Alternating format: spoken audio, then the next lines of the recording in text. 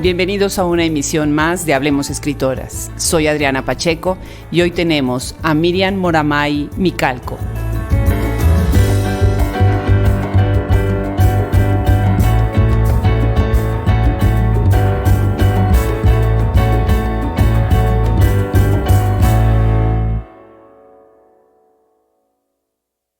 En su libro, Yash, Grupo Rodrigo Porrúa 2017, Moramay Micalco se presenta de la siguiente manera. Soy mujer, investigadora educativa, curiosa, docente. Concibo la educación como una experiencia liberadora que se construye en múltiples actos entre personas que interactúan en espacios diversos, incluidas las aulas. Su nombre completo es Miriam Moramay Micalco, nacida en San Luis Potosí en 1963. Radica en Torreón, Coahuila. Es maestra en Psicología de la Educación por la Universidad de Barcelona e Ingeniera Química por la Universidad Autónoma de San Luis Potosí. Tiene un doctorado en Ciencias con especialidad en Investigaciones Educativas por el IPN. Es socia fundadora de la Federación de Mujeres Universitarias de San Luis Potosí y uno de los miembros del colectivo Río de Mujeres. Querida Miriam, tú me recibiste en la ciudad de San Luis Potosí hace unos meses y ahora yo tengo el gusto de recibirte en Hablemos Escritoras. Bienvenida. Muchas gracias, Adriana, con mucho gusto. Bueno, pues para empezar esta plática, déjenme contarles a quienes nos escuchan que Miriam tiene un perfil muy interesante, porque primero tiene una formación que viene prácticamente de las ciencias, es ingeniera química y tiene un doctorado en ciencias con especialidad en investigación educativa. Así que es verdaderamente una especialista en ciencias que está adentro de las letras.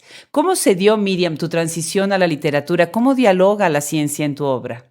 Claro, mira, ha sido una transición que yo considero es fluida porque es llevada por la necesidad de comunicar la experiencia vivida en la investigación y ahí me encontré con la gran diversidad de lenguajes que hay, en donde pues siempre he sido lectora de la literatura y al entrar en la escritura literaria pues me di cuenta que podía comunicar muchas cosas que a veces dentro de un lenguaje académico pues no quedan, ¿no? Pero sin embargo la experiencia de investigar pues es la misma y en ese sentido pues fui articulando, de hecho estoy en esa articulación, ¿verdad? Permanente de vehicular no solo el conocimiento, sino la experiencia personal. Y ahí creo que la literatura pues me da muchas posibilidades y es lo que he estado tomando. Ahora, también pienso que este diálogo con la ciencia pues tiene que ver desde un caer en la cuenta de que hay muy diferentes epistemes, ¿verdad? No solo una forma de construir conocimiento científico, sino varias formas, ¿no? Y esto tiene que ver con lo cultural. Entonces, bueno, a partir de aquí veo que también las formas diversas de pensar, de sentir, pues pueden ser expresadas por distintos lenguajes, el científico o el literario. Claro, y pensando esta idea de la episteme como la unidad de significado y de sentido, Sí, que se puede multiplicar hacia muchos lados, ¿no? así Muy es. interesante. Ahora, tú tienes también, dentro de tus publicaciones académicas, trabajas, has hecho cosas relacionadas con el sistema numérico vigesimal y a mí se me hizo eso muy interesante. ¿Nos podrías platicar de dónde viene este proyecto, esta idea de relacionar prácticas sociales y el sistema numérico vigesimal? Sí, cómo no, mira, el proyecto nació siendo yo profesora de matemáticas en la montaña, en un proyecto de educación que vincula las fuentes de producción locales con la educación. Entonces, al estar enseñando álgebra y ver que mis alumnas y alumnos trabajaban otras formas de resolución de los problemas, pues fui dándome cuenta que ellos y ellas habían aprendido a nombrar los números en su propia lengua. Entonces, allí se abrió la pista para empezar a indagar qué es lo que estaba yo viviendo con ellas y con ellos, y pues terminé aprendiendo el sistema numérico vigesimal que ellos ya habían aprendido desde niños y desde niñas. Entonces, empecé el proyecto a partir de ello porque me di cuenta que había algunos conocimientos que no estaban contemplados en el currículum escolar. Qué interesante. Entonces dije, a ver, aquí hay algo que yo no conozco, pero que está en juego en mis clases todos los días.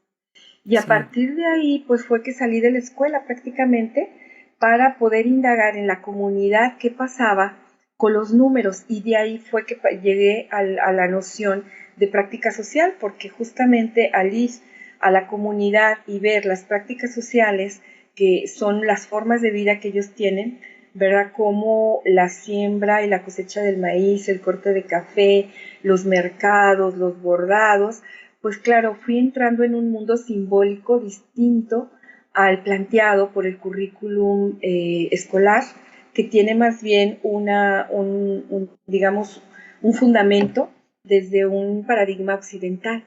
Entonces, cuando yo me pongo a mirar de dónde provienen estos conocimientos que ellos tienen en juego en sus prácticas sociales, pues me encuentro con otra epistemia, que es la Interesante. mesoamericana, claro, porque entonces la construcción del sistema numérico vigesimal es totalmente diferente a la que tiene el sistema numérico decimal. Y al entrar en esta indagación, pues me doy cuenta que los números no solamente son una herramienta para el cálculo, sino una manera de nombrar el mundo. Y aquí es donde conecto con la cosmovisión y digo, wow, aparece otra forma de ser y estar en el mundo. Entonces, fíjate qué interesante fue para mí y sobre todo cómo me traspasó a mí misma en mi cuerpo, ¿verdad? El poder plantearme que los números no solamente eran para calcular en esta cultura, sino para nombrar el mundo. Y con esto estoy haciendo referencia a la cosecha del maíz, por ejemplo. El Sí. número 8 se dice huachaque, y en la raíz huaj y shaj tenemos grano de maíz y hoja de maíz. Quiere decir que al nombrar el 8, huachaque, estoy nombrando una mazorca. Pero además, Ajá. este nombre del número 8 tiene que ver con la práctica de hacer las ceremonias de petición a la Madre Tierra para abrirla y sembrar el maíz. Y se hacen el día 8 del mes anterior a la siembra. Entonces, al encontrar todo esto en las prácticas sociales vinculado a los nombres de los números, me encuentro que está presente en su cotidianidad y sobre todo guiando las formas de ser y estar y de vivir, como es pedir permiso a la Madre Tierra, ¿verdad? Entonces, eso ya habla de una relación distinta a la que se tiene en otras culturas con otros paradigmas civilizatorios, ¿verdad? Que sería el ver la tierra como un objeto de propiedad. En cambio, en este otro mundo, maya, celtal, mesoamericano, pues la madre tierra es eso, ¿no? Nuestra madre, no es un objeto que tengamos que usar de ella, sino más bien que hay que cuidar. Entonces, bueno, como ves, la indagación que comenzó con los números, pues me lleva a comprender otras formas de vida. Interesante. ¿En qué comunidad estabas en ese En momento? Huaquitepec, Ajá. que es parte del municipio de Chilón, en el estado de Chiapas. En el estado de Chiapas, Sí, muy interesante. sí, sí. Entonces, tú dirías que dentro de la literatura existe ese espacio para la decolonización de los saberes, ¿no? Sí, definitivamente, porque cuando entramos en estas formas de construcción del conocimiento, entonces entramos en las formas de expresión de cómo se viven estas realidades. Y ahí es donde yo creo que la literatura pues tiene muchísimo que aportar y sobre todo en tanto que sea un espacio que se abre para la expresión de estas formas de vida, ¿verdad? Que influyen en cómo me sitúo con la naturaleza, cómo me sitúo delante del otro, de la otra, ¿verdad? Cómo me sitúo delante de lo que es tiempo, espacio. Entonces, esta experiencia de vida, pues, nos lleva a expresiones muy particulares que cuando entramos en el terreno literario me parece pues, que se potencia la comunicación de ellas, ¿no? La considero muy importante porque ante el desastre ecológico que tenemos en el planeta, ante tantas problemáticas, ¿verdad?, de empobrecimiento, bueno, tantas problemáticas que hay, me parece que si recogiéramos las formas de vida de la civilización mesoamericana que está actual, vigente en los pueblos, ¿verdad? No solo mayas, sino nahuas, zapotecas y otros, podríamos entonces aprender mucho para dar nuevas respuestas, ¿verdad? A estas problemáticas que nos preocupan Desde que tanto. te conocí en Torreón, yo recuerdo en el espacio de la librería El Astillero con Ruth Castro y Nadia Contreras, me di cuenta de tu gran afinidad a las culturas precolombinas de México y mesoamericanas en general. ¿Qué dirías tú que es el papel de la mujer indígena y de las culturas indígenas en el México contemporáneo? Sí, mira, pienso que su papel es sumamente importante por lo siguiente, ellas están actualmente siendo agentes activas, gestoras de proyectos de vida en sus comunidades. Hay digamos, una práctica colectiva al que ellas están vinculadas desde hace décadas y seguramente viene de herencia de sus abuelas y que actualmente las veo con una actividad comunicativa con otras culturas que les permite llevar unas nuevas formas de vida a sus comunidades relacionadas con lo que ellas hacen, el bordado, ¿verdad? Con el cuidado de lo que es la naturaleza, con el cuidado del agua, con el cuidado de los bosques, porque están en colectivo siendo activas para proteger de muchas leyes que están transgrediendo los espacios en donde están viviendo ellas, ¿verdad? Entonces esa sería una de las cosas en las que veo sumamente importante el aporte de las mujeres indígenas. Y por otro lado, pues también el hecho de que a través de sus lenguas maternas, que son las que crían a sus hijos e hijas, pues están también dándole continuidad a estos paradigmas que tienen que ver más con el cuidado que con el dominio. Entonces, en estos dos aspectos me parece que su papel no solamente es relevante, sino digno de ponerlo en preponderancia en muchos medios, ¿verdad? Claro, definitivo, de difundirlo, De sí, y de sobre difundirlo, todo claro. reconocerlo y darle un espacio, ¿no? Que eso es muy Así es, sí, importante. sí, sí. Miriam, Y que llegue. platícanos sobre tu nombre.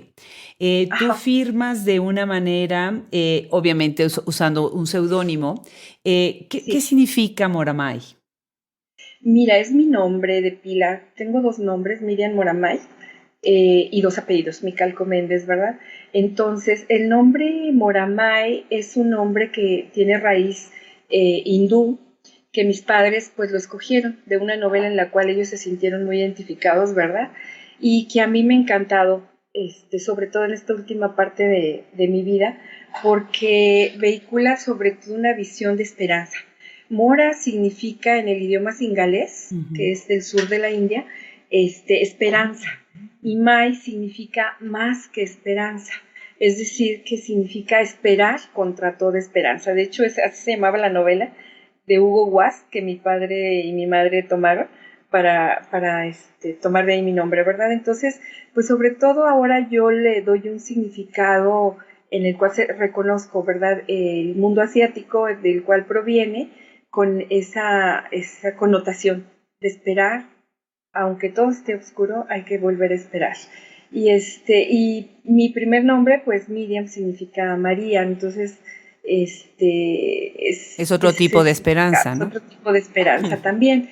Entonces, por ahí, y el otro nombre que yo tengo, bueno, mi apellido Micalco, es náhuatl porque soy nieta de un mexica, ¿verdad? De Adolfo Micalco, que defendió su apellido cuando tenía 8 años, siendo huérfano, recién adoptado por una familia de nombre Guadarrama, que lo inscribió en la escuela con ese apellido y él nunca respondió al pase de lista porque él decía, no, yo soy Micalco. Esto nos lo contaba mi papá, ¿verdad? Desde que éramos niños, para mostrarnos de dónde venimos. Entonces, yo crecí con un arraigo a mi raíz nahua, mexica, muy fuerte, gracias a mi padre, ¿verdad? Que sabía muy bien esta historia y que él mismo se asumía como indígena. Entonces, Qué bonita para historia, Miriam, mí, felicidades. sí, fíjate que don Miguel León Portilla, en Chiapas, cuando fue a entregar allá su premio de Príncipe de Asturias que le habían otorgado para un proyecto en el cual yo participaba, me dijo que seguramente Calco es el locativo, ¿verdad? Y proviene de mitl, que es flecha. Entonces él me decía, seguramente tus padres vienen del lugar donde se hacían las flechas de los guerreros mexicas, que estaba ubicado en Chalco. Y entonces recordé que mi padre decía que justamente de ahí había salido su bisabuelo para pelear con Zapata, Eligio Micalco, porque vivían en Chalco. Y sí, en realidad está muy cerca Chalco de Morelos. Mi padre nació en Morelos.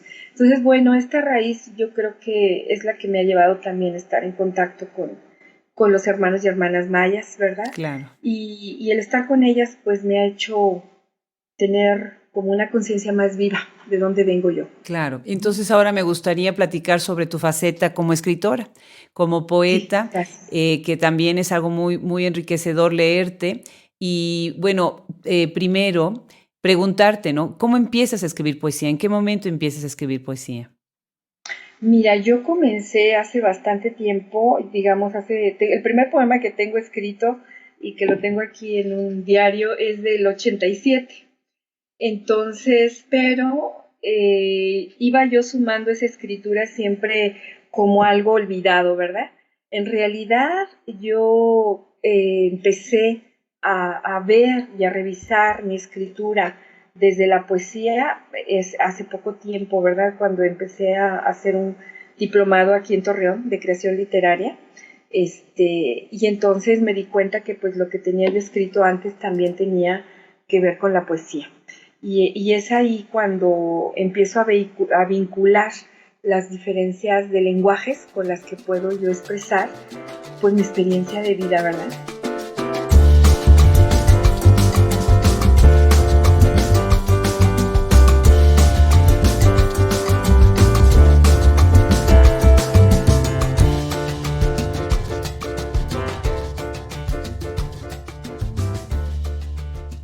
¿Miras el cielo azul y el verde de las montañas? Sí, contesté. Míralo bien, son uno solo, no hay dos colores, ¿ves? Es el origen de la vida. De ahí venimos los seres humanos y sigue sosteniendo el mundo. Siempre está con nosotros. Se llama Yash. Donde hay cielo o agua y tierra verde, el viento deja ver Yash. No lo olvides. Diálogo con un anciano maya celtal cuando mirábamos Yash Alum como una mancha entre nubes desde las altas montañas cercanas a esa ciudad. Yash Alum significa tierra verde azul en maya celtal. Ahora es llamada Yajalón y está ubicada en el norte del estado de Chiapas.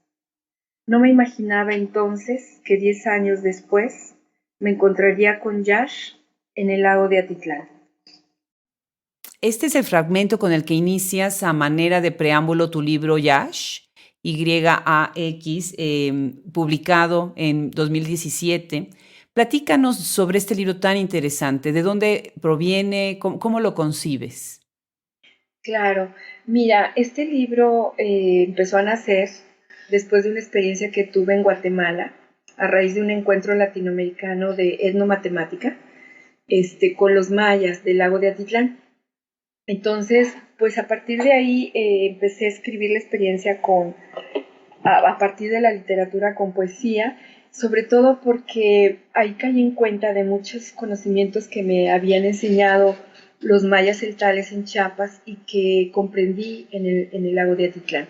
Entonces, la experiencia de tener un diálogo con el viento, con el agua, de comprender cómo estamos vinculados a la naturaleza y cómo podríamos vivir de esa manera en una armonía con ella y con el cosmos, pues fue lo que hizo que naciera el libro, ¿verdad? Y que lo nombrara Yash porque fue el origen de mi experiencia de vida con los mayas allá en Chiapas, desde el año 98, 99, 2000 hasta 2006, y luego con los mayas del lago de Atitlán.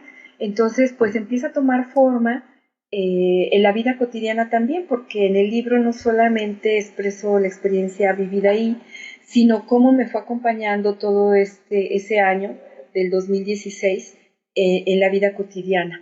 y pues al ver que tenía reunidos algunos textos que estaban todos en torno a esa experiencia que me había atravesado como persona y como investigadora, pues entonces decido pues darle un cuerpo y pues trabajarlo, ¿verdad? Como una obra.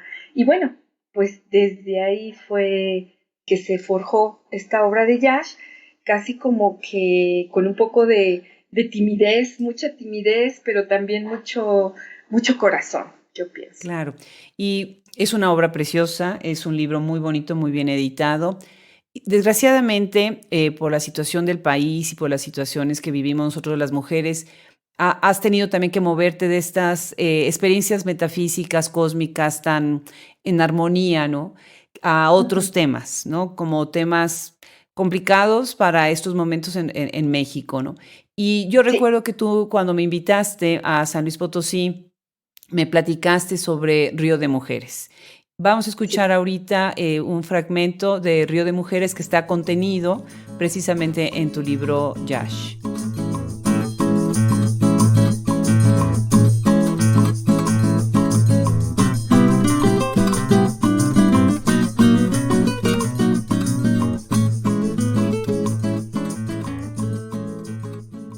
Silencios verdes en el río de mujeres. El epígrafe es a mis queridas amigas sororarias de Río de Mujeres. El país de los poetas está habitado de silencios. Verdes habitan los silencios, los ríos de mujeres. Avanzan la calle entre palabras azules a cuerpo entero. Silencio. Mujeres habitan su país verde azul. Surcan mares lagos, las tierras azules habitadas de silencio verde, en el país del río de mujeres.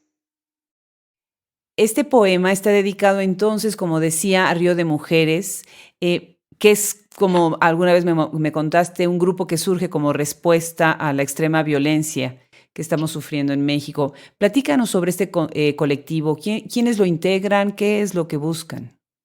Sí, mira, lo integramos mujeres que estuvimos, digamos, ligadas al seminario Mujeres en las Ciencias por 2 años. Ahorita llevamos 4 en este seminario, y que estuvimos atentas a la reflexión de lo que ha implicado el aporte de las mujeres en la historia, y lo cual nos llevó a ser conscientes de cómo el paradigma de colonización y de patriarcado en el que está construida nuestra sociedad, pues ha llevado a que se invisibilice los aportes de las mujeres por un lado, o por el otro a que sean objetos de violencia y que pase nada. Entonces, cuando después de 2 años de estar reflexionando sobre esas temáticas ahí en el seminario en la Universidad Autónoma de San Luis Potosí, surge el caso de una mujer que es violentada. Entonces, al estar nosotros muy cerca de esta situación, pues decidimos dar un apoyo para poder ser de una manera sororaria parte del proceso para que ella adquiera justicia, ¿verdad? Y sea tenido en cuenta su caso y el de muchas otras mujeres más, porque no es solo una, sino muchas mujeres violentadas. Entonces surge el colectivo Río de Mujeres como una respuesta y como una apuesta al apoyo entre mujeres cuando se han vivido situaciones de violencia. Entonces, a partir de eso, pues estamos reunidas sororariamente, es decir, con un vínculo entre nosotras, ¿verdad? Para poder apoyarnos y apoyar a otras que puedan necesitar una salida de justicia o de construcción de sus propias trayectorias ¿Y de violentadas. alguna manera Río de Mujeres se relaciona con la literatura? Fíjate que sí, porque en este sentido pienso que el poder hacer visible el dolor, las vejaciones, y todo lo que en este momento está pasando en el país con respecto a las mujeres puede visibilizar y de alguna manera sensibilizar a otros y a otras, con respecto a la necesidad del respeto a las mujeres. Pues me gustaría ahora entonces escuchar sobre otro poema tuyo que se llama Feminicidio.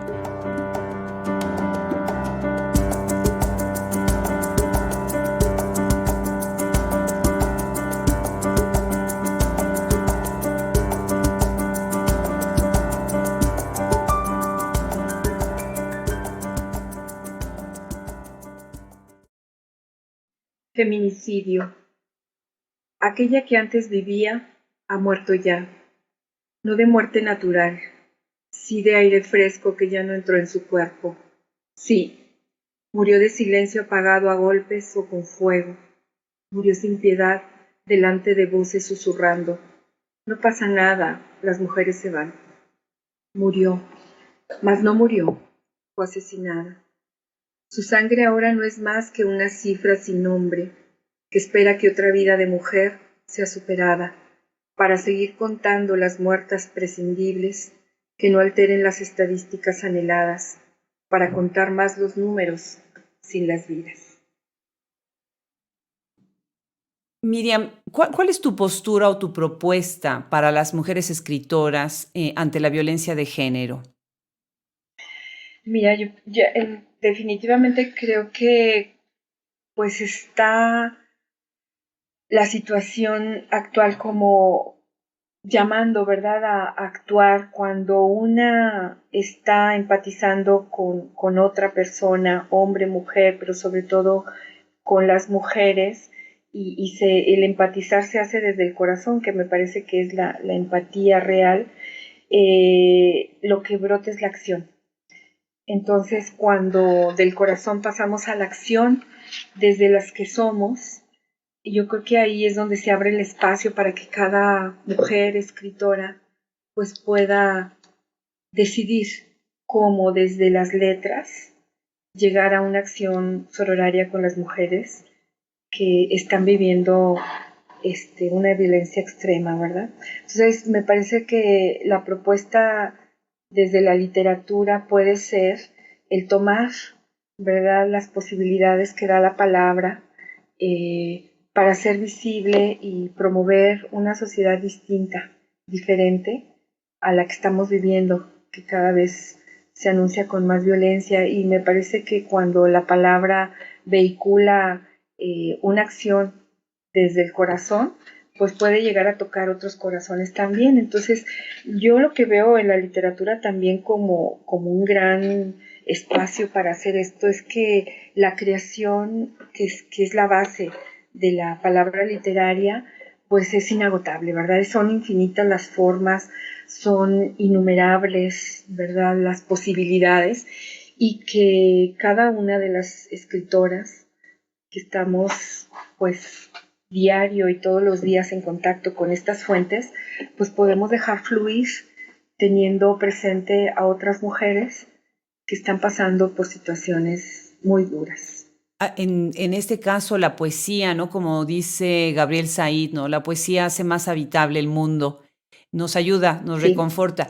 Tienes otro aspecto, eres una escritora muy interesante y por eso estoy tan contenta de tenerte hoy acá, porque también te has enfocado mucho a hablar de las mujeres, reconociendo sus méritos en el campo de lo profesional, Sí. y tienes un poema dedicado a una de las arquitectas pues, más destacadas en la actualidad, que se llama Zaha Hadid, que es una arquitecta iraquí británica que ha ganado muchísimos premios con obras en varios países del mundo. Y tienes un homenaje a ella en una obra, según entiendo, que va a estar publicada como producto del taller Yo es Otro, que coordina Julio César Félix. Así es. Platícanos un poco sobre el taller, de dónde proviene el taller, para que después, si nos quisieras leer un fragmento de este poema. Sí, cómo no.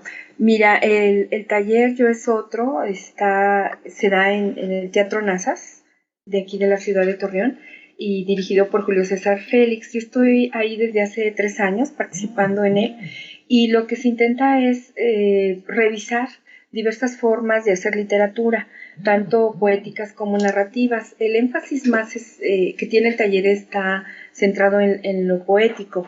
Entonces, ahí, pues, para mí ha sido un espacio de interlocución con otros y otras escritoras para poder ir llevando lo que son las inquietudes de cada quien. La mía ha estado centrada también en poder visibilizar la vida de las mujeres que han aportado, como el caso que tú mencionas de Zaha Hadid y de otras mujeres que también estuvimos revisando en el seminario de Mujeres en las Ciencias.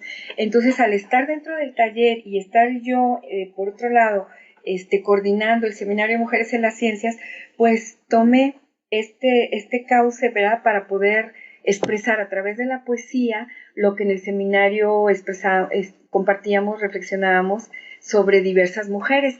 Y bueno, un ejemplo es el de Zaha Hadid, ¿verdad?, que es una arquitecta poco conocida, pero muy, muy talentosa, en el cual incluso hago un ejercicio porque en este poema que hago para ella, porque lo hago solo con palabras que tienen la vocal A.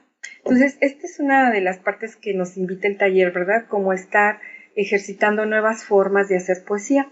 Y bueno, está ahí este poema con el cual yo creo que voy de alguna manera abordando una de mis preocupaciones, ¿verdad?, más fuertes, que es cómo dar respuesta en medio de esta sociedad que está construida desde una visión patriarcal, colonizada y capitalista, el poder aportar para que todas las mujeres que han estado silenciadas por estar en este tipo de sociedades, pues vaya siendo conocida su obra, su gran aporte, y de esta manera dar paso a la construcción de nuevas sociedades, ¿verdad? Yo estoy convencida que si junto con lo que nos aportan los pueblos originarios y las reflexiones de las mujeres en torno a lo que es construir desde el paradigma del cuidado y no desde el dominio, yo creo que iremos abriendo nuevos caminos de relación entre todos los seres humanos, hombres y mujeres.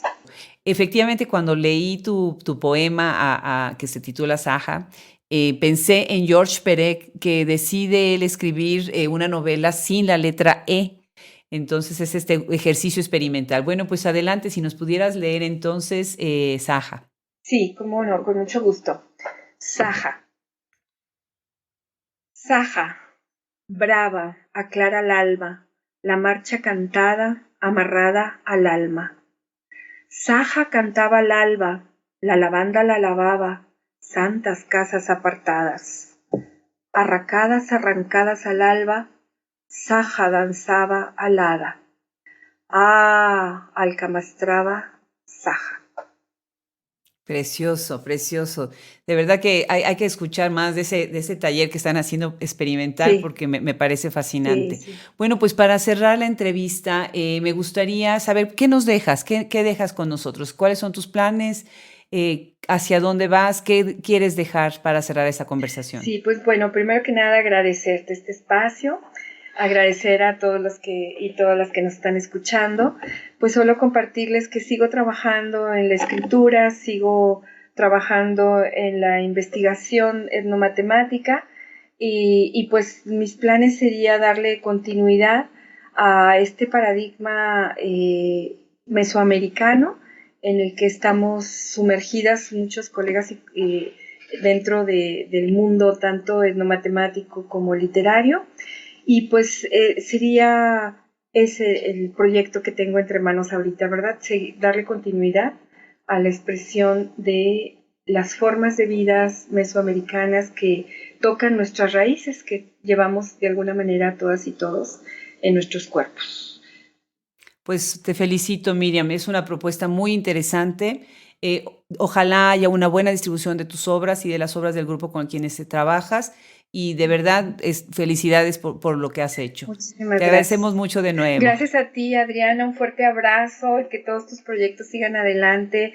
Yo estoy fascinada con este proyecto que tú has echado a andar y que pues va trabajando y va caminando con tanta luz, con tanto amor y con tanta fuerza para visibilizar lo que las escritoras contemporáneas en México pues estamos realizando, y te agradezco mucho todo tu compromiso. Un fuerte abrazo.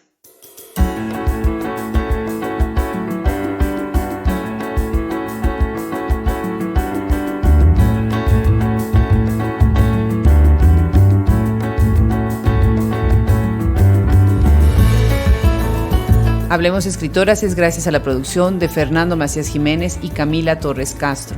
Página de internet Andrea Macías Jiménez. El logo original es de Raúl Bravo Velázquez.